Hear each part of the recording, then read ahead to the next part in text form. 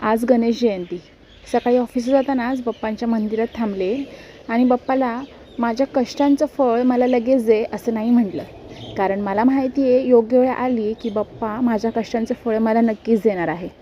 खिडकीतून जेव्हा हा सूर्य बघितला आणि त्याच्यापुढे खूप मोठे आभाळ होते, त्यावेळेस म्हटलं, जेव्हा सूर्यालासुद्धा कोणी हरवू शकत नाही, सूर्यालासुद्धा कितीही अडथळे आले तरी तो रोज उगवतो, त्याचप्रमाणे मला सूर्यासारखी ताकद दे. कितीही संकटे आली, कितीही दुःख आली तरी रोज आहे त्या जिद्दीने मी अजून कणखर बनून उभी राहीन, कधीही हार मानणार नाही.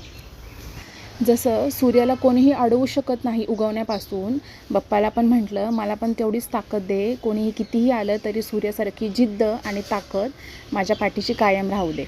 आणि मला माहिती आहे बाप्पा एक दिवस माझ्या कष्टांचं फळ मला नक्कीच देणार आहे.